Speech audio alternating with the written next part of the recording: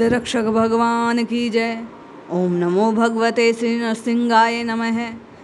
श्री नरसिंह पुराण द्वितीय अध्याय, ब्रह्मा आदि की आयु और काल का स्वरूप।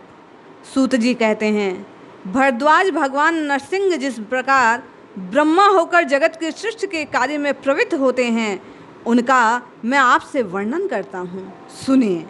विद्वान नारायण नाम से प्रसिद्ध लोक पितामह भगवान ब्रह्मा नित्य सनातन पुरुष हैं, तथापि वे उत्पन्न हुए, ऐसा उपचार से कहा जाता है। उनके अपने परिणाम से उनकी आयु 100 वर्ष की बताई जाती है। उस 100 वर्ष का नाम पर है, उसका आधा परार्ध कहलाता है। निष्काम महर्षि साधु शिरोमणे, मैंने तुमसे भगवान विष्णु के जिस काल स्वरूप का वर्णन किया था, उसी के द्वारा उस ब्रह्मा की तथा दूसरे की जो पृथ्वी पर्वत समुद्र आदि पर्वत पदार्थ एवं चराचर जीव हैं, उनकी आयु का परिणाम नियत किया जाता है। अब मैं आपसे मनुष्यों की काल गणना का ज्ञान बता रहा हूँ। श्री सूत जी कहते हैं, 18 निमिषों की एक काष्ठा कहलाती है। 30 काष्ठाओं की एक कला समझनी चाहिए तथा 30 कलाओं का एक मुहूर्त होता है। 30 मुहूर्तों का मानव दिन रात बनता है। उतने ही दिन रात मिलकर एक मास होता है। इसमें 2 पक्ष होते हैं। 6 महीनों का एक अयन होता है। अयन 2 हैं, दक्षिणायन और उत्तरायण। दक्षिणायन देवताओं की रात्रि है और उत्तरायण दिन है। 2 अयन मिलकर मनुष्यों का 1 वर्ष कहा गया। मनुष्यों का 1 मास, पितरों का 1 दिन रात बतलाया गया और मनुष्यों का 1 वर्ष वसु आदि देवताओं का 1 दिन रात कहा गया है। देवताओं के 12,000 वर्षों का त्रेता नामक चतुर्युग होता है। उसका विभाग आप लोग मुझसे समझ लें। श्री सूत जी कहते हैं, पुराण तत्ववेताओं के कृत आदि युगों का परिणाम क्रमशः 4, 3, 2 और 1,000 दिव्य वर्ष बतलाया गया है। ब्रह्मन प्रत्येक युग के पूर्व उतने ही 100 वर्षों की संध्या कही गई है। युग के पीछे उतने ही परिणाम वाले संध्यांश होते हैं। विप्र संध्या और संध्याश के बीच का जो काल है, उसे सतयुग और त्रेता आदि नामों से प्रसिद्ध युग समझना चाहिए।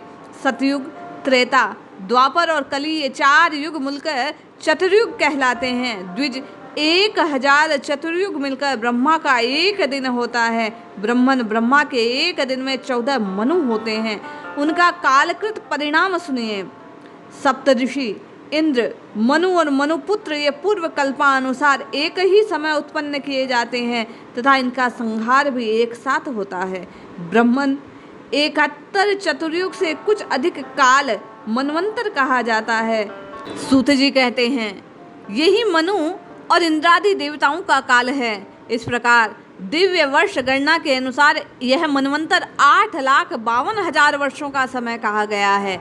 महामुने, द्विजवर मानवीय वर्ष गणना के अनुसार पूरे 30,67,20,000 वर्ष का काल एक मनवंतर का परिणाम है, इससे अधिक नहीं।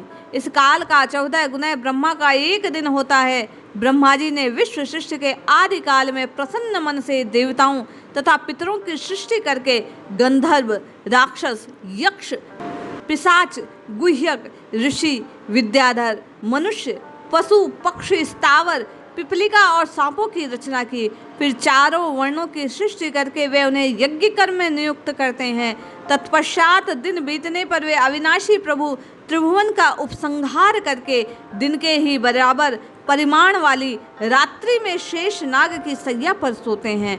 उस रात्रि के बीतने पर ब्रह्म नामक विज्ञात महाकल्प हुआ, जिसमें भगवान का मत्स्य अवतार समुद्र मंथन हुआ एवं इस ब्रह्म कल्प में ही समान तीसरा वराह कल्प हुआ, जिसमें कि भगवती वसुंधरा का उद्धार करने के लिए साक्षात भगवान विष्णु ने प्रसन्नता पूर्वक वराह रूप धारण किया। उस समय महिर्गण उनकी स्तुति करते थे।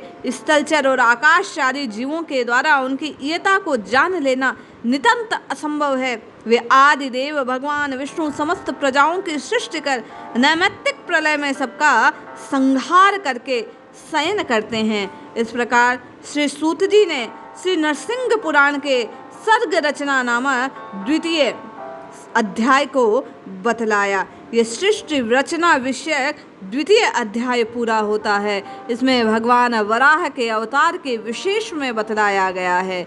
जय श्री हरि।